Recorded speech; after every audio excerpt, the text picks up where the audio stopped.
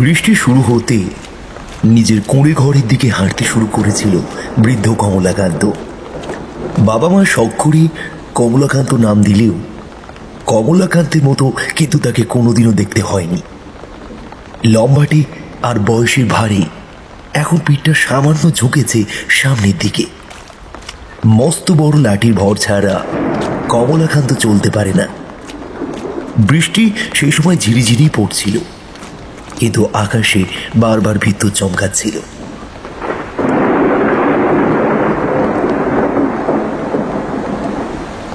কমলাকান্ত বুঝতে পারছিল খুব জোরে বৃষ্টি নামবে। তার আগে বাগানের পাশের কুঁড়ে ঘর পর্যন্ত তার পৌঁছানো প্রয়োজন। আজ সকাল থেকেই কমলাকান্তের মনটা ভালো নেই। অনেক সুখ দুঃখের স্মৃতির কথা বারবার মনে পড়ে যাচ্ছিল। বছর 20 বয়সে এসে ঘর বেঁধেছিল সে। তার বউয়ের নাম ছিল লক্ষ্মী। নামে লক্ষ্মী হলেও কাজে কিন্তু লক্ষ্মী ছিল না সে। তাছাড়া চরিত্রের দোষ ছিল। নানান কারণে 2 বছর কোনো মতে সংসার করতে পেরেছিল লক্ষ্মী। তারপর তাদেরই গ্রামের কোনো ছেলের সঙ্গে পালিয়ে গিয়েছিল। সেসব কথা কমলাকান্তের মাঝে মাঝে মনে পড়ে। লক্ষ্মীর মুখটার কথাও মনে পড়ে যায় তার। এখন আবার সেই কথাটা মনে পড়তেই কমলাকান্ত আচমকা হেসে উঠল। বিদ্যুৎ চমকালেই কেন জানি না লক্ষ্মীর কথা বারবার মনে পড়ে যায় তার। আর একটু সামনের দিকে এগোতেই হঠাৎ করে একটা শব্দ শুনতে পেল কমলাকান্ত। ঠিক একটা কাতর আর্তনাদের মতো শব্দ। কেউ যেন অনেক কষ্টে যন্ত্রণা নিয়ে কাতরাচ্ছে। কমলাকান্ত পিছন ফিরে তাকালো। তারপর বেশ অবাক হয়ে নিজের মনেই বলল, কেউ তো কোথাও নেই। তাহলে এমন রাতের বেলা জঙ্গলের মাঝে অমন গলার আওয়াজ কোথা থেকে শোনা যাচ্ছে? হ্যাঁ, কমলাকান্ত চারপাশে তাকিয়ে দেখল একবার। না, কোথাও কিছু নেই। আর একটু এগিয়ে নিজের হাতের লাঠিটা যেই মাটির উপর ফেলেছে, এমন সময় বিদ্যুতের আলোতে আম গাছের বড় বড় ডালের ফাঁক দিয়ে আলোটা এসে পড়ল লাঠিটি গোড়ার কাছে। আর কমলাকান্ত দেখতে পেল তার লাঠিটা গিয়ে পড়েছে কিসের ওপর যেন। তার যেন মনে হলো একটা রক্ত মাংস বেরিয়ে আসা হাতের ওপর। হাতে ঠিক মাঝখানে লাঠিটা পড়তেই হাতটা যেন কেমন থেঁতলে গেছে। আঙুলগুলো এখনো মাঝে মাঝে নড়ে উঠছে। হাতটা বেরিয়ে এসেছে মাটির তলা থেকে। কমলাকান্ত শিউরে উঠে পিছনে সরে এলো। আর ঠিক তখনই হাতটা যেন একটা জীবন্ত মানুষের মতো নড়তে লাগলো।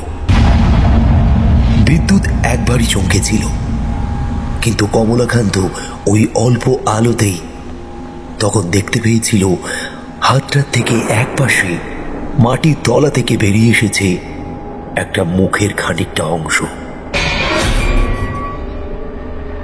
কেউ যেন কবরের ভিতর শুয়ে থাকার পরে যেমন মাটি চাপা দেয়, ঠিক তেমন। আর তারই মধ্যে থেকে শুধু হাত আর মুখের ওপরে খানিকটা অংশ বেরিয়ে এসেছে। সেই মুখটার দিকে তাকিয়ে হঠাৎ লক্ষ্মীর কথা মনে পড়ল কমলাকান্তের। আশ্চর্য, এই মাটির তলা থেকে বেরিয়ে আসা মুখটা যে লক্ষ্মীর মুখের মতো বলে মনে হচ্ছে। আমি ঠিক দেখছি তো? ঠিক তখনই একটা চাপা খিলখিলে হাসিতে তার চারপাশটা ভরে উঠল। কমলাকান্ত ছিটকে মাটিতে গিয়ে পড়ল। আর ঠিক সেই সময় শোঁ শোঁ শব্দে বাতাস বইতে শুরু করল। কমলাকান্ত চারিদিকে আবহাওয়াটা দেখার পরেই বিস্মিত হয়ে গেল। আর ঠিক সেই সময় মাটির তলা থেকে তার পাটা শক্ত করে কে যেন চেপে ধরল। কমলাকান্ত প্রায় ভয় চিৎকার করে উঠেছিল। ছেড়ে দাও, আমার পা ছেড়ে দাও, আমায় বাঁচাও, বাঁচাও, আমায় ছেড়ে দাও, ছেড়ে দাও, ছেড়ে দাও, আমায় বাঁচাও। অনেক চেষ্টা করে কমলাকান্ত তার পাটা ছাড়িয়ে নিতেই সে আর এক মুহূর্ত দেরি করল না। সোজা পিছনের দিকে ছুটতে শুরু করল। পিছনেই ছিল একটা জঙ্গল। এই রাতের অন্ধকারে এমন অদ্ভুত জিনিস দেখার একটাই মানে হতে পারে, আশেপাশে কিছু একটা আছে, কিন্তু মাটির তলা থেকে কিছু একটা উঠে আসার শব্দ হচ্ছে না। খচখচ শব্দ করে মাটির উপরে জিনিসটা উঠে আসতেই কমলাকান্ত আবার পিছুটে তাকাল। ছুটতে ছুটতে এসে বড় আম গাছগুলোর একদম ভিতরের দিকটা এসে পড়েছে। চারপাশে বড় আম গাছ ছাড়া আর কিছুই নেই কোথাও। এখানে ওখানে ছোটখাটো জঙ্গল গড়ে উঠেছে, কিন্তু সেগুলো বেশি নয়। কমলাকান্তে দৌড়ানোতেই সেগুলো চরমর করে ভেঙে ছড়িয়ে পড়তে লাগলো। একবার পিছনে তাকিয়ে দেখল সে, তারপর বড় করে একবার নিঃশ্বাস নিল। না, কোথাও কিছু নেই। সে তখন নিজের মনেই বলল, আবার আবার এসেছে। আমি ঠিক বুঝতে পেরেছি, আজকে রাতে আমায় ছাড়বে না। আজকে রাতে জঙ্গল থেকে আমায় বাইরে বেরোতেই হবে, বেরোতেই হবে। কমলাকান্ত চারপাশে তাকিয়ে দেখল একটু দূরে জঙ্গল থেকে বাইরে যাওয়ার বাঁশের বেড়ার গেটটা। তাড়াতাড়ি করে সেই দিকে এগোতে লাগলো সে, কিন্তু কখন যে পিছনের দিকে চার পায়ে হামাগুড়ি দিয়ে ছুটে আসা সেই জিনিসটা কমলাকান্তের একদম কাছে এসে পড়েছে তা সে বুঝতেও পারেনি। বাঁশের গেটটাকে লক্ষ্য করে আর একটু এগিয়েছে সে। ঠিক এমন সময় পায়ের কাছে একটা শক্ত ঠান্ডা হাতের মতো কিছু একটা এসে পড়তেই কমলাকান্ত চমকে উঠল। একটা লাথি মারতে গেল, আর তখনই তার পিছনের দিকে কি যেন খিলখিল করে হেসে উঠল।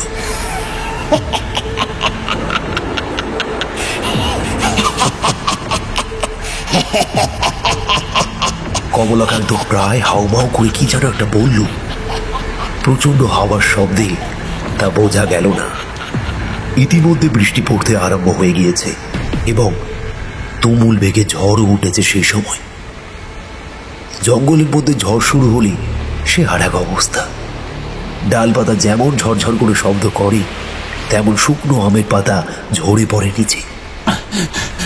ধুলোর ঝড় উঠে কমলাকান্তের চোখের ভিতরটা একদম অন্ধ করে দিল। প্রায় কোনো রকমই এক হাতে চোখ রেখে চোখ ডলতে ডলতে কমলাকান্ত দৌড় দিল সামনের দিকে। তখনই সে বুঝতে পারল একটা ভুল হয়ে গেছে। চোখের ভিতর ধুলোর কুচি ঢোকে হাতে ডলাতে চোখের ভিতরটা বোধ হয় কোথাও জায়গায় মনে কেটে গেছে। গল গল করে রক্ত বের হচ্ছে চোখ থেকে। আর সহ্য করতে পারল না কমলাকান্ত। চিৎকার করে সে বলল, বাঁচাও, বাঁচাও, কে কোথায় আছো? বাঁচাও, মেরে ফেললো, মেরে ফেললো।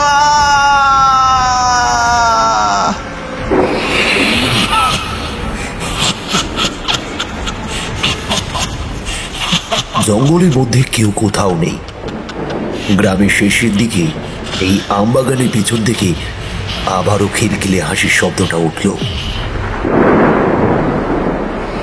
বিদ্যুৎ আর একবার চমকাতেই কমলাকান্ত কোনো রকমে আবছাভাবে দেখতে পেল সেই বিভৎস জিনিসটাকে।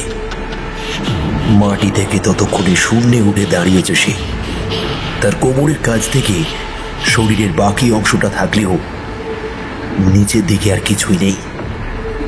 দুটো পা নেই। সে দুটো হাত দিয়ে কোনো রকমের মাটি খামচাতে খামচাতে সেই বিভৎস জিনিসটা ছুটে আসে তার দিকে। কমলাকান্ত আর সামলাতে পারল না। কোন রকমে দৌড়ে গিয়ে বাঁশের বেড়ার উপরে পড়তে যাবে, এমন সময় পিছন থেকে সেই দুটো হাত কমলাকান্তের দুটো পা ঝাপটা ধরে তাকে এক ঝটকা ছিটকে ফেললো বাঁশের বেড়ার উপরে। বাঁশের বেড়ার উপরের দিকে বাঁশের ধারালো মুখগুলো বেরিয়ে থাকে। কমলাকান্ত গিয়ে পড়ল সেগুলোরই ওপরে।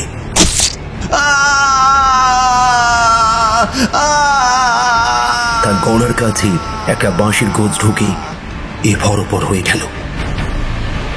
চাপা একটা আর্তনাদ গলার ভিতর থেকে বেরিয়ে আসার সঙ্গে সঙ্গে কমলাকান্ত বুঝতে পারল কোমর পর্যন্ত থাকা সেই বিভৎস জিনিসটা দুই হাত দিয়ে তার শরীরটা খামচাতে খামচাতে উঠে আসছে ওপরের দিকে।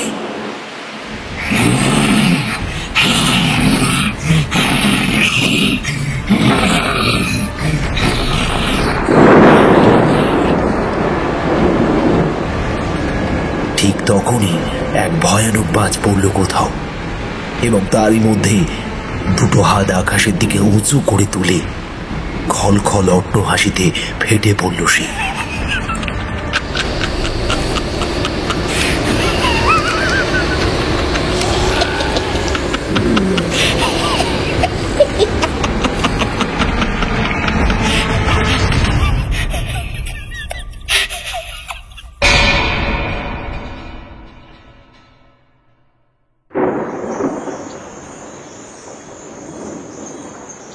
অনেক মাছ ধরা হয়ে গেছে, চল এবার। আকাশের অবস্থা দেখেছিস? ঝড় বৃষ্টি নামলো বলে। আরে তুই চিন্তা করছিস কেন? এইখান থেকে তো এইটুকু, তাছাড়া আমবাগানের মধ্যে দিয়ে গেলে তাড়াতাড়ি হয়ে যাবে। অন্ধকার হয়ে আসছে, অন্ধকারে আমবাগানের মধ্যে দিয়ে যাওয়াটা কি ঠিক হবে? আর তাছাড়া ওই আমবাগানের দারোয়ান কমলাকান্তের কথা তোর মনে নেই? আরে তুইও না, আরে কমলাকান্ত নেশা টেশা করে এই বাঁশের বেড়ার উপর পড়েছিল, তাই ওর এই অবস্থা হয়েছে। আর তুই ওসবের জন্য ভয় পাচ্ছিস কেন? বেকার কথা বলিস না। কমলাকান্ত জীবনে কখনো নেশা করতো না। কমলাকান্ত যে ওখানে কি করে মারা গেছে তা নিয়ে গ্রামের লোকেদের মধ্যেই একটা কৌতূহল রয়েছে রে। তুই জানিস না মুকুন্দ? ওহো, শোন, এই ফেরার পথে এই আমবাগানের ভেতর দিয়ে যাবো, ঠিক আছে? আমাদের কাছে জাল আছে, মাছ তো আর বেশি পাইনি, তবে এই যাবার সময় পাকা আম পড়লে সেই আম কুড়ি নিয়ে যাবো কিন্তু, কি বলিস? ঠিক আছে? আর শোন, এই তোর কথাই রাখবো, বেশিক্ষণ বাগানে থাকবো না। জীবন এবার আর আপত্তি করল না। আম বাগানে বেশ বড় বড় আম হয়, খেতে বেশ ভালোই লাগে। তারা দুজন মিলে বাগানের মধ্যে থাকলে তেমন কিছু হবে না।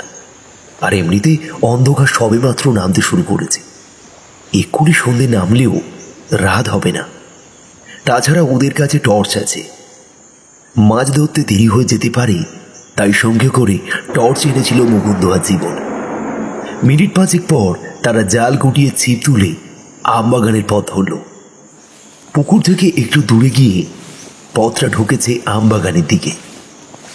আর একটা পথ আমবাগানটাকে বের দিয়ে চলে গেছে গ্রামের দিকে। আমবাগান দিয়ে গেলে তাড়াতাড়ি হয়, তাই ওরা আমবাগানের ভিতরেই ঢুকে গেল। মুকুন্দ কিন্তু বেশ খুশি মনে এগোতে লাগলো, তবে জীবনের মনটা একটু খুঁতখুত করলেও আমের নেশা তাকে তাড়া করছিল। তাছাড়া সঙ্গে করে জলের মধ্যে আনা দু পিস ছোট্ট ছোট্ট তেলাপিয়া মাছের লোভ তাকে জড়িয়ে রেখেছিল। আকাশে কালো মেঘ জমতে শুরু করেছে, হাওয়ার মাঝে টিপ টিপ করে বৃষ্টি পড়ছে। বৃষ্টির কয়েকটা ফোঁটা জীবনের গায়ে এসে পড়তেই জীবন বলে উঠল, আবার বৃষ্টি নেমে গেল রে। জঙ্গলের মাঝে বৃষ্টির মধ্যে পড়লে সে এক অবস্থা, আর বৃষ্টিটাও তেমনই, থামেই না যেন। ওহ, কি বিরক্ত বলতো। আর একটা কথা ভেবে দেখলি না তো, বৃষ্টি হলে জঙ্গলের মাঝে রাতের বেলায় কেউ আসবে না। এবার ভাবতে পারছিস ভাই, কত আম আজ আমরা দুজনে বাড়ি নিয়ে যাব। কথা শেষ হওয়ার সঙ্গে সঙ্গে ঝোড়ো হাওয়া দিতে লাগলো। ওদের সামনেই জঙ্গলের ভিতরে কয়েকটা আম টুপ টুপ শব্দ করে পড়তেই সমস্ত কিছু ভুলে ওরা ছুটে গেল ভিতরের দিকে। একটা আম গাছের তলায় এসেছে, ঠিক এই সময় মুকুন্দর পায়ে কি যেন একটা লাগলো। আহ! উফ! উফ! সে একবার উফ করে উঠতেই জীবন বলল, আরে কি হলো রে, পায়ে কাঁটা ফুটলো নাকি? বুঝতে পারলাম না, পায়ের উপর দিয়ে কি যেন একটা চলে গেল বলে মনে হলো। ও ছাড়, ও কিচ্ছু না, চল আম কুড়াই আমরা। মুকুন্দ নিচের দিকে তাকালো বটে, তবে কিছুই সে দেখতে পেল না। তার হাতে টর্চটা তখন বন্ধ হয়ে রয়েছে। চারপাশের আকাশ কালো হয়ে আসার সঙ্গে সঙ্গে একটা সাদাটে ভাব জঙ্গলের মধ্যে প্রবেশ করেছে। তাতে অল্প অল্প দেখা যায়, কিন্তু ভালোভাবে নয়। ওরা মনের আনন্দে আম কুড়োতে কুড়োতে দুজনে জঙ্গলের দুদিকে চলে গেল। বেশ কিছুক্ষণ আম কুড়িয়ে জালটি যখন আমে ভরে এসেছে, প্রায় এমন সময় জীবন গলা তুলে বলল, আরে মুকুন্দ, আম তো অনেক কুড়ানো হলো, এবার চল বাড়ির পথে যাই। বৃষ্টি টুপটুপ করে পড়ছে ভাই, এরপর হেভি সমস্যা হয়ে যাবে কিন্তু। কই রে, শুনতে পাচ্ছিস? আরে এই মুকুন্দ, মুকুন্দ! মুকুন্দের কোনো সাড়া নেই। জীবন দুবার ডাকলো, কিন্তু কোনো সাড়া পেল না। এদিকে তার কাছেও কোনো আলো নেই। এই জঙ্গলের মধ্যে আলো ছাড়া হেঁটে চলাটা বেশ সমস্যার কারণ। কোথায় কি রয়েছে ভগবান জানে। মুকুন্দ কিছুই সেই রকম ভালো করে দেখতে পাচ্ছে না। তার চারিদিকটা একই রকম দেখতে লাগছে। জঙ্গল থেকে বেরোবার দুটো পথ আছে, একটা গ্রামের দিকে, একটা গ্রামের বাইরের দিকে। জালটা জীবন নামিয়ে রেখেছিল তার কারণ আমের ভারী বড় ভারী হয়ে গেছে। তাই সে একপাশে রেখে মুখে দুপাশে হাতটা রেখে জোরে ডাকলো মুকুন্দকে। মুকুন্দ, এ মুকুন্দ, মুকুন্দ! আর ঠিক তখনই জীবনের মনে হলো যে তার চারপাশটায় হঠাৎ করেই একটা অন্ধকার নেমে এসেছে, আর সঙ্গে সঙ্গে বৃষ্টির তীব্রতা বাড়তে লাগলো। জীবন একটা গাছের তলা গিয়ে দাঁড়ালো। জাল, বালতি আর ছিপ তিনটেই সেই গাছের কাছে হেলান দিয়ে রাখলো। নিজের মনে মনেই তখন সে বলল, মুকুন্দুর কথা শুনে লোভ করে জঙ্গলের ভেতরে না এলেই বোধহয় ভালো হতো। শুধু শুধু এখানে এসে যদি কোনো বিপদ হয় আবার। মুকুন্দ আর জীবন ছোটবেলা থেকেই গ্রামে থাকে। তারা একে অপরের বেশ ভালো বন্ধু। জীবন একটু সহজ সরল ছেলে এবং সে সবার সাথে খুব ভালো করে মিশতে পারে। তবে মুকুন্দ তেমন নয়। সে যেমন ডানপিটে তেমন তার স্বভাব চরিত্র একটু উচ্ছৃঙ্খল ধরনের। এক কথায় বলা যায় এই দুজন সম্পূর্ণ বিপরীত। জীবন গাছের তলায় বসে অপেক্ষা করতে লাগলো। ততক্ষণে বৃষ্টি আরো জোরে নেমে এলো। হাওয়ার গতিতে বিভিন্ন বড় বড় গাছ মাতালের মতন এলোপাতারি ভাবে নাচতে আরম্ভ করেছে। বহু দূরে থাকা তাল আর নারকেল গাছের মাথাগুলো ডান দিক থেকে বাঁদিকে এবং বাঁদিক থেকে ডান দিকে দুলতে আরম্ভ করেছে। সেই সব দৃশ্য দেখে জীবনের বুকের ভেতরটা ছ্যাঁত করে উঠল। এদিকে মুকুন্দর পায়ের উপর দিয়ে যেটা গিয়েছিল সেটা সত্যি সত্যি মনে হয় একটা সাপ ছিল। এই আমবাগানের ভিতরে যে অনেক সাপ আছে সে কথা অনেকেই জানে। কমলাকান্তকে মুকুন্দ নিজে চোখে দেখেছিল। কমলাকান্তের দেহটা বাঁশের বেড়ার উপরে হুমড়ি খেয়ে পড়েছিল। কমলাকান্তকে যখন সবাই মিলে নামায় তখন তার শরীরটা বৃষ্টিতে ভিজে ভারী হয়ে গেছিল। জমা রক্ত ছড়িয়ে পড়েছে জামা কাপড়ের ভিতরে। তার হাতের লাঠিটা পড়েছিল এক পাশে। গ্রামের লোকেরা একটু চমকিয়ে উঠেছিল ওই দৃশ্য দেখে। অনেকে অনেক কথা বললেও এই সমস্ত কথা মুকুন্দের কিছুই মাথায় ঢোকেনি। আজ আম কুড়াতে কুড়াতে বারবার পায়ের জ্বালাটা অনুভব করতে পারছিল সে। আসলে পায়ের ওপর দিয়ে যাবার সময় সাপটা মনে হয় দান বসিয়েছিল, তবে মুকুন্দ সেটা বুঝতে পারেনি। এমনিতে ঢোকার সময় তার পায়ে বিচুটি পাতা লেগেছিল, সেখানেও বড্ড চুলকাচ্ছে। পায়ের ব্যথাটা কেমন যেন বাড়ছে। সাপে কামড়ালো নাকি? আম তো অনেক কুড়িয়ে ফেলেছি, কিন্তু এই জীবনটা কোথায় গেল? এই ঝড় বৃষ্টির মধ্যে তার তো কোনো পাত্তাই পাচ্ছি না। ভুল হলো, একসাথে থাকলেই মনে হয় বেশি ভালো হতো। জীবনকে দেখার জন্য হাতে টর্চটা সামনের দিকে ফেলেছে। ঠিক সেই সময় আম গাছের একটা ছোট্ট ডাল থেকে খানিকটা নিচের দিকে উল্টো হয়ে ঝুলে রয়েছে বুড়ো কমলাকান্তের শরীরটা। থ হয়ে দাঁড়িয়ে পড়ে মুকুন্দ। সে যেখানে দাঁড়িয়ে ছিল তার এক হাত দূরে সেই ঢালটাতে কমলাকান্তের শরীরটা অল্প হাওয়ায় অদ্ভুতভাবে দুলছে। মুকুন্দর আলো তার চোখে পড়তেই সে যেন সাত করে আলোর গণ্ডি থেকে একপাশে সরে গেল, আর তারপরে বলল, চোখে আলো ফেলিস না রে, চোখে আলো ফেলিস না রে মুকুন্দ, চোখে আলো ফেলিস না। আলো এখন আর সহ্য হয় না। এই অন্ধকারই এখন ভালো, অন্ধকারই ভালো। চোখে আলো ফেলিস না মুকুন্দ, ফেলিস না। মুকুন্দ যতই সাহসী হোক না কেন এমন একটা সময়ে সেই পর্যন্ত ভয়ে থরথর করে কাঁপতে লাগলো। আলোটা একটু সরাতেই কি একটা ভয়ানক আওয়াজ হতেই মুকুন্দ চমকে উঠেছিল। কাঁপতে কাঁপতে লাইটটা আবার ওইখানে মারতেই চমকে উঠল। কমলাকান্ত কোথায় গেল? এই তো এখানেই ছিল সে। মুকুন্দ চারিদিকে একবার টর্চ লাইটটা মেরে দেখল। এই ঝড় জলেও তার শরীরটা কেমন যেন গরম হতে শুরু করলো। তার পা আর হাত থরথর করে কাঁপছে এখন। একটু আগে কমলাকান্তকে দেখলাম বলে মনে হলো না, কিন্তু কিন্তু সেই বুড়ো তো মরেছে কতদিন হয়ে গেছে। তাহলে এখন? ঠিক তখনই মুকুন্দর কানের কাছে কমলাকান্ত খিলখিল করে হেসে উঠে অদ্ভুত গলায় বলল,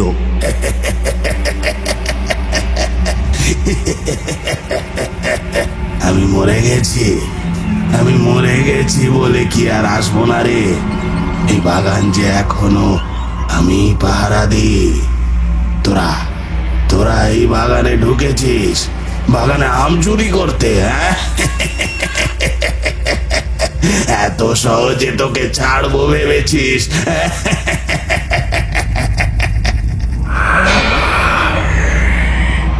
মুকুন্দ চমকে উঠল।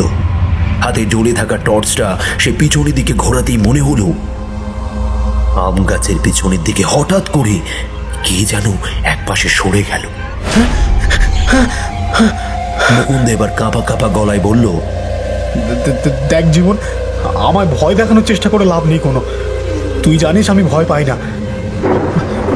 কমলাকান্ত বুড়ো অনেকদিন আগেই মরেছে, আর তোর গলাটা মোটেই কমলাকান্ত বুড়োর মতো লাগছে না, কেমন যেন অদ্ভুত লাগছে।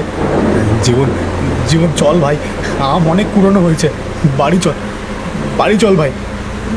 ঝড় বৃষ্টি তুমুল বেগে হচ্ছে, এখানে আর থাকা যাবে না, আর চল ভাই। বৃষ্টির কথাটা মনে পড়তেই মুকুন্দর হঠাৎ করে একটা কথা মনে পড়ে গেল। আজ থেকে 2 বছর আগে যে নদীতে ওরা মাছ ধরতে গিয়েছিল, সেই জলের কাছে একটা ঘটনা ঘটেছিল। এই কথাটা মনে পড়তেই হঠাৎ একটা অদ্ভুত ভয় তার গোটা শরীরে চলে এলো। এদিকে জীবন অনেকক্ষণ ডাকাডাকি করেও যখন মুকুন্দ সাড়া পেল না, তখন সে মনে মনে বলল, মুকুন্দ মরুককে যাক, ওর মতন সাহস বাবু আমার নেই। এই জঙ্গল থেকে আমি বেরিয়ে পড়ি, গ্রামের দিকে না হলেও অন্তত বাইরের দিকে যাই। বৃষ্টিতে ভিজতে ভিজতে বাড়িতে ফিরবো, কিন্তু এই জঙ্গলের মধ্যে কেন জানি না ভালো লাগছে না। জীবন কথাটা মনে মনে ভেবেছে। ঠিক তখনই কাছেই কোথায় থেকে কে যেন একবার মুখে একটা অদ্ভুত হাসির শব্দ করল। আমরা হাসতে হাসতে হঠাৎ করে যেমন মুখ চাপা দিয়ে ফেলি, ঠিক তেমনই একটা হাসির শব্দ। জীবন চমকে উঠে পিছনের দিকে তাকালো। না, কেউ কোথাও নেই। একটা ঠান্ডা হাওয়া তার ঘাড়ের কাছে এসে স্পর্শ করতেই জীবন সরসর করে কেঁপে উঠল। আম গাছের ডাল বেয়ে বড় বড় ফোঁটা ফোঁটা জল এসে পড়ছে তার গায়ে। ঠিক এই সময় হঠাৎ করে জীবন কি একটা জিনিস দেখেই চমকে উঠল। আরে, ছোপের কাছ থেকে কি যেন একটা বাইরে বেরিয়ে আসছে না? সালা ভালো করে দেখতেও পাচ্ছি না। এতক্ষণ বিদ্যুতের আলো ছিল না। জীবনের কথাটা মনে বলার সাথে সাথেই আকাশ বাতাস কাঁপিয়ে একবার বিদ্যুৎ চমকে উঠল। আর জীবন তখনই দেখতে পেল কোনো এক ছায়া মূর্তিকে। একটা রক্তাক্ত হাত, তার মাংস চামড়া সবকিছু যেন গলে গলে হাতের হাড় থেকে ঝুলে পড়েছে। আর সেই দুটো হাতের পিছন থেকে উঁকি মেরে তার দিকেই তাকিয়ে দেখছে একটা মুখ।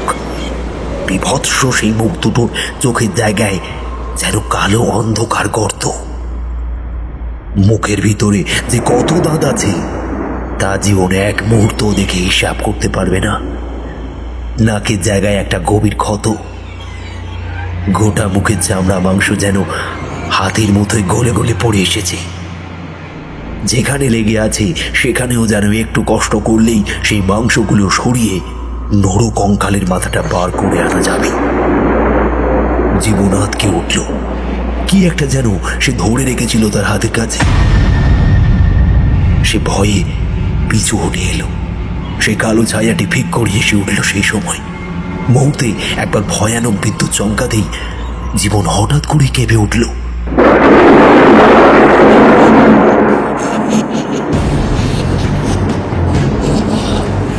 তখনই সে দেখল সেই কালো ছায়াটা চোখ দুটো হঠাৎ করে লাল আলোতে জ্বলে উঠেছে এবং তার চোখের পাতা পড়তেই জীবনের হাতে থাকা ছিপটা আপনা থেকেই ছিটকে এসে তার চোখের মধ্যে লাগলো। তবে সবচেয়ে মর্মান্তিক ব্যাপার হলো ছিপে লাগানো বড়শি এসে জীবনের চোখের মধ্যে ঢুকলো। কাটা ছাগলের মতো ছটফট করতে লাগলো জীবন। মুকুন্দ, মুকুন্দ আমায় বাঁচা। মুকুন্দ, বড়শিটা আমার চোখে ঢুকে গেছে রে। আমি আর সহ্য করতে পারছি না মুকুন্দ। জীবন বড়শিটাকে একটা হাত দিয়ে বার করতে যাবে এমন সময় একটা অপার্থিব ঘটনা ঘটে গেল। সেই ছায়া এগিয়ে এসে মাটির এক পাশে পড়ে থাকা ছিপটাকে হাতে তুলে নিয়ে একটা হ্যাঁচকা টান দিতেই মুকুন্দ চোখের ভিতর থেকে সেই বড়শিটা অদ্ভুতভাবে তার একটা চোখ থেকে বাইরে বার করে ফেলল।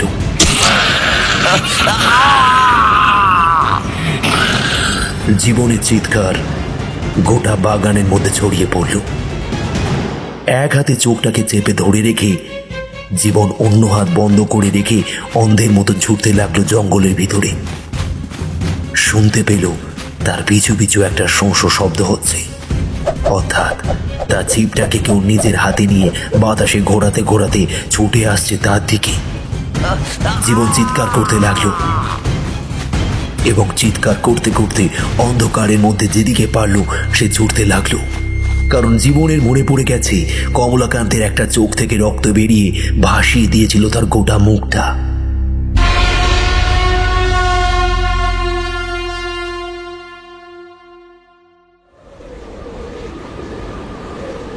এদিকে মুকুন্দর ভয়টা কমে এসেছিল এবার। হঠাৎ করেই চারপাশটা কেমন যেন শান্ত হয়ে যায়। ঝড় বৃষ্টি তখন একেবারেই কমে গিয়েছে। শুধু দক্ষিণ দিক থেকে ঝোড়ো হাওয়া তাণ্ডব চলছে। মুকুন্দ দেরি না করে হাঁটতে হাঁটতে জীবনের দিকে এগিয়ে আসে। আর ঠিক তখনই মুকুন্দ চিৎকারটা শুনতে পায় সে। হঠাৎ করে মুকুন্দ চিৎকারটা শুনতে পেয়ে সে পাথরের মতো হয়ে গেল। হ্যাঁ, জীবনের আবার কি হলো? আমার মতো ও আবার ভয় পেয়ে গেল নাকি? কমলাকান্তকে জীবন দেখতে পায়নি তো? আমার তো মনে হচ্ছে তাই। তার মানে আমি মিথ্যা কিছু দেখিনি। সর্বনাশটা হয়েই গেছে। বারবার জীবন বলেছিল জঙ্গলে না ঢুকতে।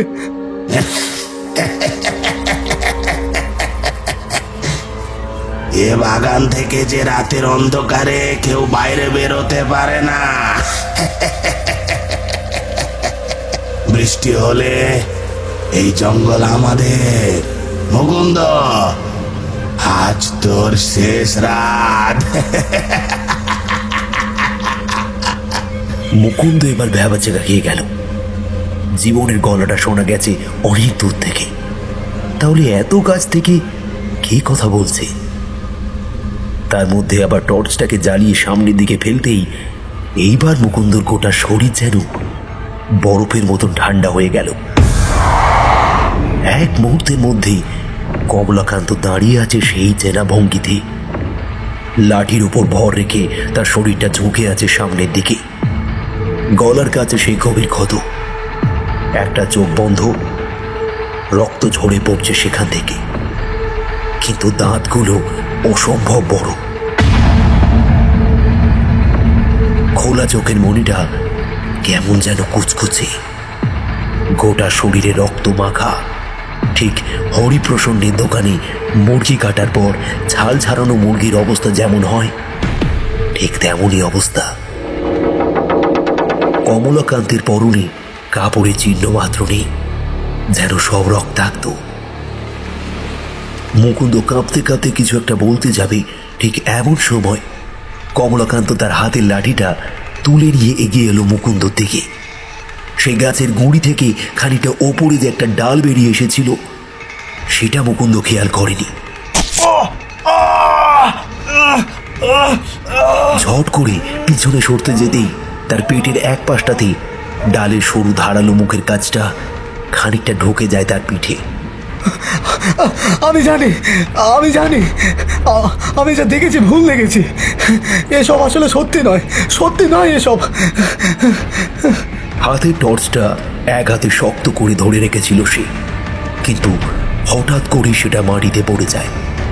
মুকুন্দ কোনো মতে টর্চটা তুলে নিলেও হাতে ছিপটা পড়ে গেছিল নিচের দিকে। সে এবার পিছনে ঘুরে ছুটতে যাবে, এমন সময় তার পায়ে কি একটা জড়িয়ে যেতেই হুমড়িকে মাটিতে পড়ল সে। পাটা হঠাৎ করেই জড়িয়ে গেল কিসের সাথে। কমলাকান্ত ঘর ঘরে গলায় বলে উঠল, মাছ ধরেছি, বড় মাছ ধরেছি। আজ আজ এই মাছ দিয়ে আমার খিদে মেটাবো।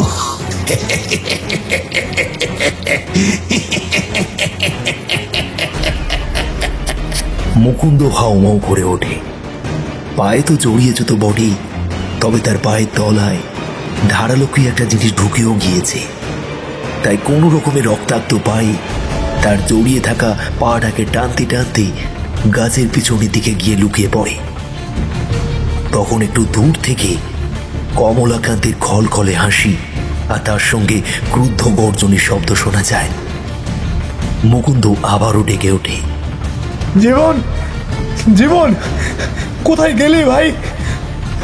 বাঁচা আমায় বাঁচা। তোর কথা শোনা উচিত ছিল আমার। অন্ধকারের মধ্যে ঝড় বৃষ্টিতে আমবাগানে না ঢুকলেই ভালো হতো। জীবন।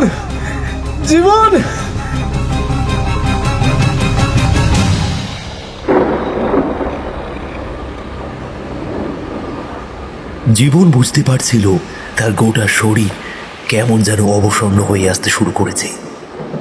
চোখের যন্ত্রণা, তাছাড়া একটা অজানা ভয় তাকে জড়িয়ে ধরে। জীবনের মনে পড়ে গেল তাদের গ্রামের হারাধন খুঁড়োর কথা। হারাধন বলেছিল, আমার মনে হয় না ওই কমলাকান্ত এমনি মরেছে।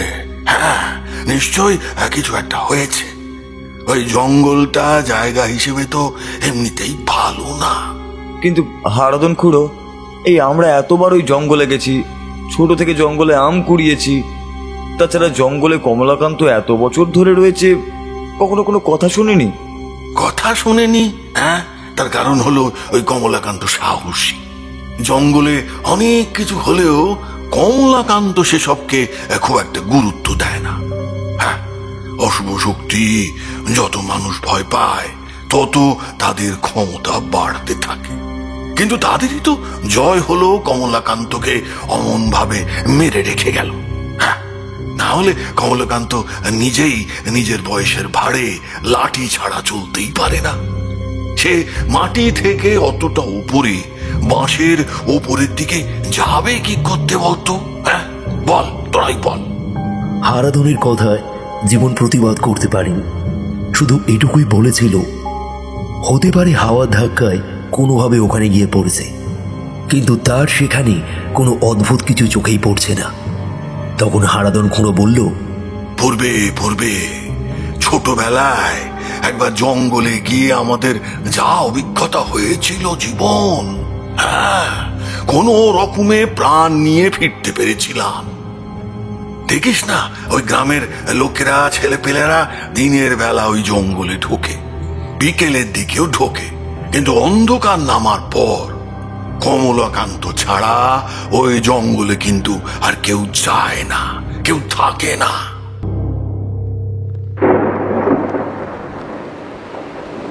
কথাগুলো মনে পড়তে পড়তে জীবনের একটা খটকা লাগলো। তারা তো সন্ধ্যের সময় ঢুকেছিল, তাহলে এত তাড়াতাড়ি চারপাশটা অন্ধকার হয়ে গেল কি করে? হ্যাঁ, তারপর হঠাৎ করে এই আকাশের কালো মেঘ আর ঝমঝমে বৃষ্টির কথা মনে পড়ল তার। সে অনেক কষ্ট করে ছুটতে ছুটতে যেদিক দিয়ে এসেছিল সেই দিকে যাবার চেষ্টা করতে লাগলো। ততক্ষণে আবারও বৃষ্টি পড়া আরম্ভ হয়ে গিয়েছে। এক চোখে ঝাপসা দেখলেও কোনো রকমের জীবনের মনে হলো কে যেন হেঁটে হেঁটে তার দিকেই আসছে। আরো দুটো পা এগোতে যাবে জীবন, ঠিক এমন সময় সে দেখল তার থেকে একটু দূরে অন্ধকারের মধ্যে কি যেন একটা রয়েছে। বিদ্যুৎ মাঝে মাঝে চমকাচ্ছিল সেই সময়। আবার চমকাতেই জীবন আবার দেখতে পেল সেই বিভৎস জিনিসটাকে, আর এইবার আরো ভালোভাবে দেখতে পেল। তার মনে হলো সেই ছায়া আস্তে আস্তে কোথায় যেন গায়েব হয়ে গেল। জীবন খানিকক্ষণ দাঁড়িয়ে থাকার পর এইবার সে দেখতে পেল মাটির ভিতর থেকে কেউ যেন ওপরে উঠে আসছে, এবং যেটা উঠে আসছে তার কোমরের পর থেকে বাকি অংশটা নেই। দুটো হাতে কোনো রকমে মাটি খাবলে খাবলে ব্যাঙের মতো লাফাতে লাফাতে জিনিসটা এগিয়ে আসছে জীবনের দিকে। তার মুখের ভিতর অজস্র দাঁতগুলোর ভিতর থেকে কালো কালো রসের মতো কি একটা বেরিয়ে আসছে। সেটা আবার টুকটুক করে মাটিতে পড়ছে। যেমন পেটুক মানুষেরা খাবার দিকে লালা পড়ে, ঠিক তেমনই।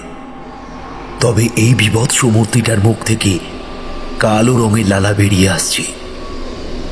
জীবন বুঝতে পারল এইভাবে কিছু করা যাবে না, তাই সে বলল, তুই কে আমি তো জানি না, আমি তো তোর কোনো ক্ষতি করিনি, আমায় ছেড়ে দে, আমায় ছেড়ে দে বলছি, আমায় মারিস না, আমার যা ক্ষতি তুই করছিস তা অনেক, ছেড়ে দে আমায়। সে কথা বললে তো হবে না, অনেক কষ্ট পেয়েছি আমি। আমাকে দু টুকরো করে কেটে ওই বাগানের মাটিতে পুঁতে রেখেছিল। কোমরের নিচ থেকে বাকিটা শিয়াল কুকুরে বার করে টানাটানি করে খেয়েছে। তারপর সেটা কোথায় গেছে তা আমি নিজেও জানি না।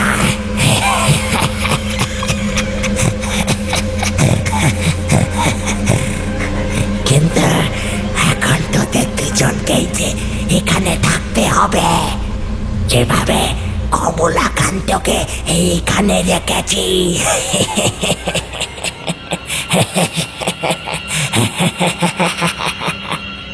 কমলাকান্তের কথা বলতেই জীবন আবার চমকে উঠল। তার মানে মুকুন্দরও ক্ষতি হবে তার মতনই। জীবন ভয়ে কেমন যেন হয়ে গেল, কি বলবে সে নিজেও বুঝতে পারছিল না। ততক্ষণে সে বিভৎস জিনিসটা এগোতে লাগলো তার দিকে। আরো খানিকটা এগিয়ে আসতেই বৃষ্টির দাপট আরো বাড়তে লাগলো, এবং তার সাথে প্রচন্ড হাওয়ায় জীবন আর দাঁড়িয়ে থাকতে পারল না। সে উঠে দাঁড়াতে যাবে এমন সময় সে বুঝতে পারল তার দুটো পা মাটির ভিতরে খানিকটা ঢুকে গেছে। কি হচ্ছে এটা? মাটির ভেতর থেকে আমার দুটো পা ধরে কে যেন টানছে বলে মনে হচ্ছে। কি হচ্ছে? জীবনের মাথার ভিতরটা ঘুরে উঠল। মাটির ভিতর থেকে সত্যি সত্যি কে যেন তার পাটা ধরে টানতে শুরু করেছে। মুকুন্দ সামনের গাছটাকে একটা হাত দিয়ে জড়িয়ে ধরতে গেল, আর ঠিক তখনই তার মনে হলো সামনের গাছ ভেবে যেটাকে সে জড়িয়ে ধরতে গেছে সেটা আসলে গাছ নয়। একটু আগে সেই বিভৎস অর্ধেক শরীরের জিনিসটা তার দিকে এগিয়ে আসছিল, সেটাই কখন যেন তার পাশে এসে দাঁড়িয়েছে। সঙ্গে সঙ্গে সেই অজস্র দাঁতওয়ালা জিনিসটা জীবনের গলার কাছটা কামড়ে ধরেছে।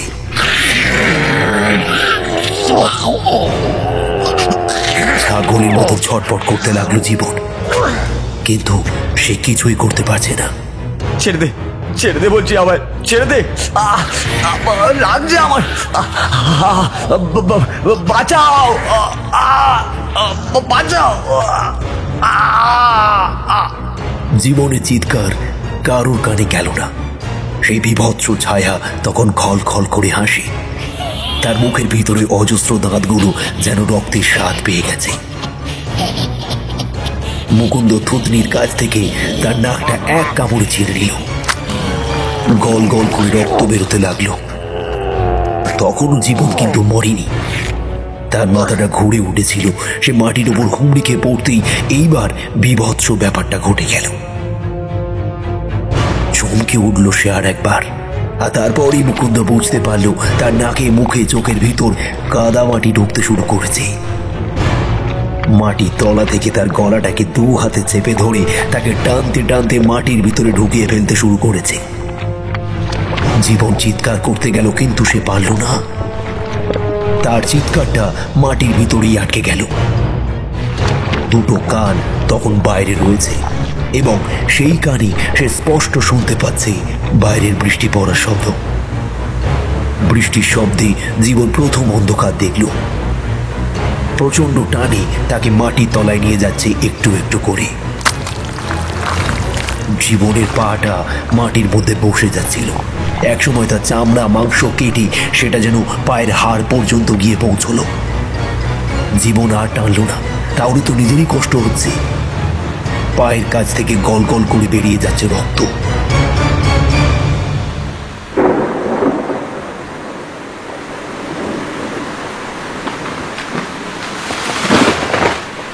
এদিকে মুকুন্দ পিছনে ঘুরে তাকালো এবং সেই সময় সে দেখতে পেল কমলাকান্ত ডালটার গায়ে উল্টো হয়ে যাওয়া শরীরটা আস্তে আস্তে উঠে যাচ্ছে। এই টর্চের আলোটায় ব্যাপারটা দেখতে পেয়ে মুকুন্দর গোটা শরীর যেন অবশ হয়ে গেল মুহূর্তের মধ্যে।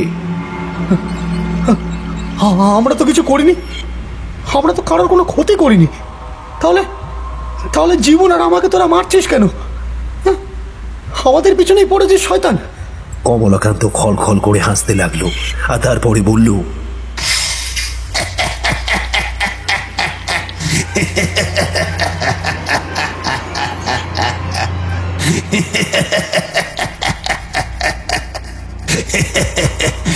যে গাছের তলায় তুই দাঁড়িয়ে আছিস তার উপরের দিকে তাকিয়ে দেখ একবার।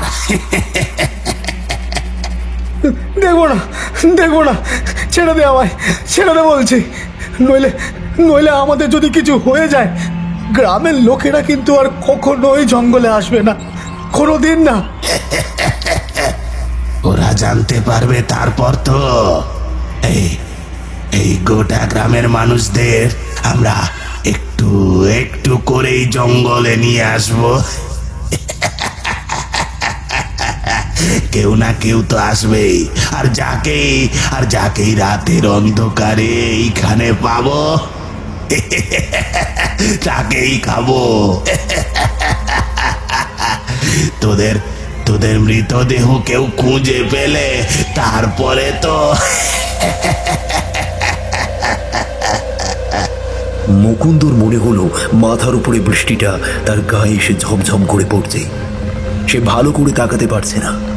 তার সঙ্গে কি একটা যেন তার কাঁধের কাছে এসে পড়তেই সে এক হাত দিয়ে সেটাকে সরাতে গেল, কিন্তু জিনিসটা কেমন যেন চটচটে গোল মতো। বিদ্যুতের চমকের আলোতেই মুকুন্দ নিজের হাতের দিকে তাকাতেই সে দেখতে পেল মানুষের চোখ তুলে নিলে যেমন হয় ঠিক তেমনই একটা তুলে নেওয়া চোখ তার হাতের উপরে বসে তাকিয়ে দেখছে তারই দিকেই। সঙ্গে সঙ্গে গাছের উপর থেকে যেন রক্ত মাংস দোলা দোলা গাধার মতো এসে পড়তে লাগলো মুকুন্দর মাথার ওপরে। মুকুন্দ কিছু বলতে পারলো না। একটা চেনা গলা শুনতে পেয়ে মুকুন্দ উপরের দিকে তাকালো, আর বিদ্যুতের চমকের আলোতেই মুকুন্দ দেখতে পেল জীবন গাছের উপর থেকে ঠিক টিকটিকির মতো বেয়ে বেয়ে নামছে নিচের দিকে। তার দুটো চোখ ভালো করে বোঝা যায় না, মুখটা অদ্ভুত ভাবে হাঁ করা। সেই মুখের ভিতর থেকে গল গল করে বেরিয়ে আসছে মাংস আর রক্তের ডালা ডালা পিণ্ডগুলো। মুকুন্দ তাকাতেই জীবন বলল, আগেই বলেছিলাম তোকে, আগেই বলেছিলাম মুকুন্দ। হারাধন খুড়ো আমায় বলেছিল এই জঙ্গলের মধ্যে কিছু একটা আছে, রাতের অন্ধকারে এখানে না ঢুকতে। জীবন, জীবন, তোর কি হয়েছে? তুই গাছের উপরে গেলি কি করে?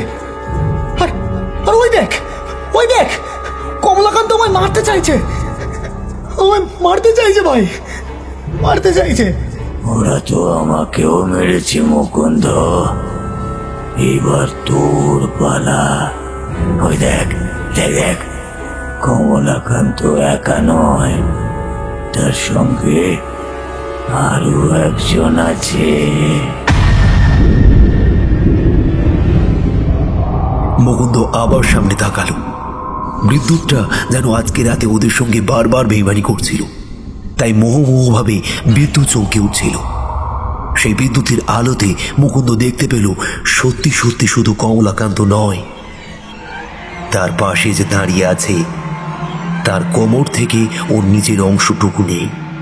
দুটো হাতে কোনো রকমে মাটি খামছে, সে কোমর পর্যন্ত শরীরটাকে ঘষতে ঘষতে নিয়ে আসে সামনের দিকেই। মুকুন্দর মনে পড়ে গেল অনেক দিন আগে বলা একটা লোকের কথা। কে বলেছিল তার মনে নেই, তবে বলেছিল এই জঙ্গলে নাকি আজ থেকে অনেক বছর আগে একটা খুন হয়েছিল। তখন কমলাকান্ত এখানে থাকতো না। এই আমবাগানে তখন পাহারার ব্যবস্থা হয়নি। একজন চোর রাতের বেলায় চুরি করে এই আমবাগানে এসেছিল। সেদিনও ছিল এই ঝড় বৃষ্টির পরিবেশ। যখন সে চুরির জিনিসপত্র ভালো করে দেখছিল, হঠাৎ করে মস্ত বড় একটা তার সেই চোরের গায়ে এসে লাগতেই সেই চোরের গোটা কোমরের নিচের অংশটা কেটে চলে যায়। কোমর থেকে বাকি অংশটুকু শিয়াল কুকুরেরা টানাটানি করতে করতে জঙ্গলের বাইরে এনে ফেলে। পুলিশও এসেছিল, কিন্তু বাকি অংশটুকু আর খুঁজে পায়নি। আজ সেই বাকি অংশটাই মৃত্যুর মতো এসে দাঁড়িয়েছে ওদের সামনে। মুকুন্দ কিছু বলতে যাবে তার আগেই গাছের ওপর থেকে নেমে আসা জীবনের বিভৎস শরীরটা মুকুন্দর ঘাড়ের উপরে এমন ভাবে এসে পড়ল যে তার ঘাড়টা সামনের দিকে ঝুঁকে এলো। মেরুদণ্ডের হাড়টা যেন মট করে ভেঙে গেল। তখনই সামনে থেকে আসা কমলাকান্ত নিজের লাঠিটা দিয়ে মুকুন্দের মাথার উপর খুব জোরে একটা বাড়ি মারল। মাথার খুলি একেবারে ভেঙে গেল, আর সঙ্গে সঙ্গে তিনটে অদ্ভুত গলায় খল খল করে হেসে উঠল একসাথে।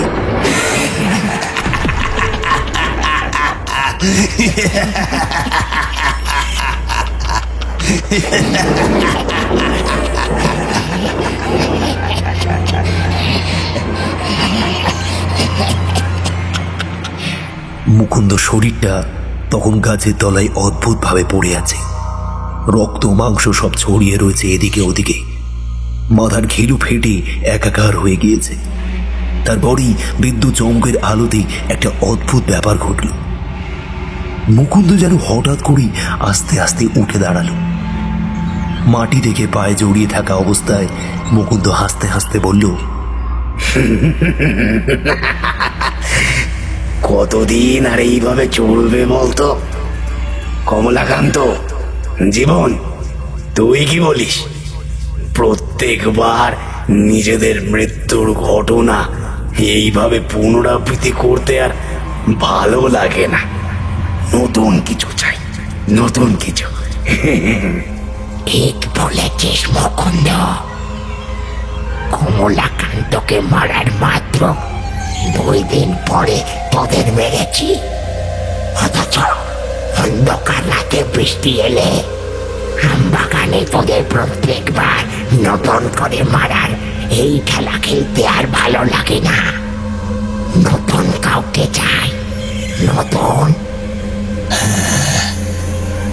নতুন কেউ আসবে কি করে? গ্রামের লোক তো এখন আর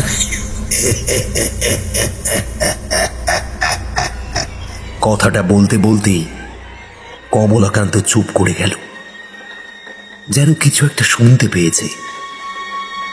বাতাসে সেই বিভৎস কমলাকান্তের মূর্তি কান পেতে রইল। তারপরে জীবনের শরীরটা আবার টিকটিকির মতো উঠে গেল আম গাছের ওপরের দিকে।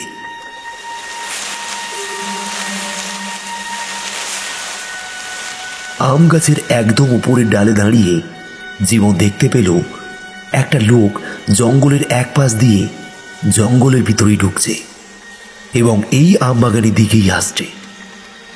তার হাতের কাছে জড়িয়ে রাখা কি যেন একটা। চোর হবে নিশ্চয়ই। সঙ্গে সঙ্গে ওপর থেকে খলখল করে হেসে বলে উঠল, আর আমাদের নিজেদের মৃত্যুর খেলা খেলতে হবে না। নতুন লোক এসেছে, তোরা সবাই তৈরি হয়ে যা। নতুন লোক এসেছে।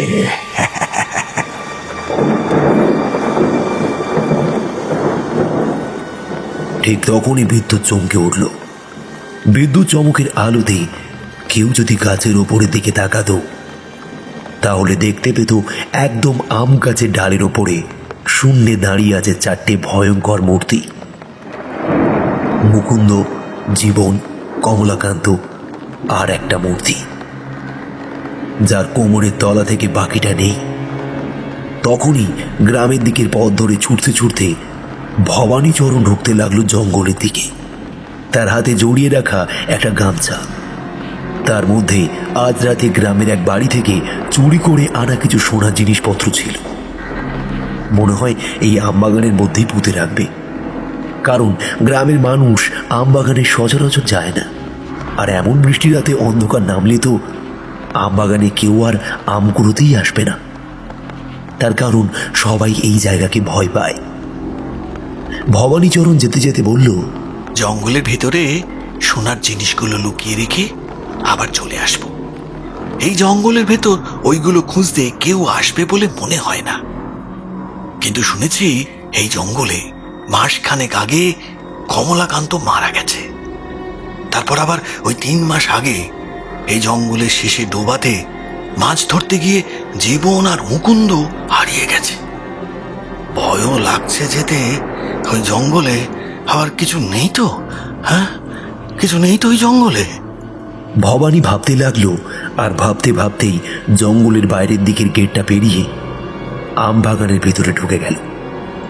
তবে কয়েক মিনিট পরেই ভবানীর মারণ কণ্ঠ ভেসে আসলো,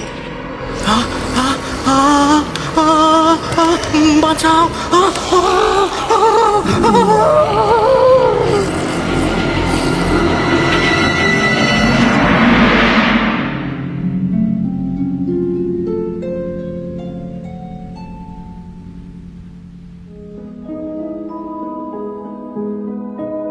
শুনছিলেন আজকের গল্প বিপিন সামন্তের কলমে গভীর রাতে আমবাগানে। আজ গল্প পাঠে তন্ময়, গল্পের সূত্রধর আমি সুমন। বিভিন্ন চরিত্রে ছিল গোড়া, বুবাই, রাজ, তন্ময় ও আমি সুমন। এই গল্পের থাম্বনেল ডিজাইন করেছে দীপক, সাউন্ড ডিজাইন ও এডিটিংয়ে ছিল তন্ময়। আর হ্যাঁ, গল্পটি কেমন লাগলো তা কমেন্ট করে নিশ্চয়ই জানাবেন। ভালো লাগলে একটা লাইক করে দেবেন, এবং আরও নতুন নতুন নানান ধরনের গল্প শুনতে চাইলে আমাদের চ্যানেলটিকে সাবস্ক্রাইব করে নিয়ে পাশে থাকা বেল বাটনটি অল অপশনে সেট করে নেবেন। ভালো থাকবেন, ধন্যবাদ।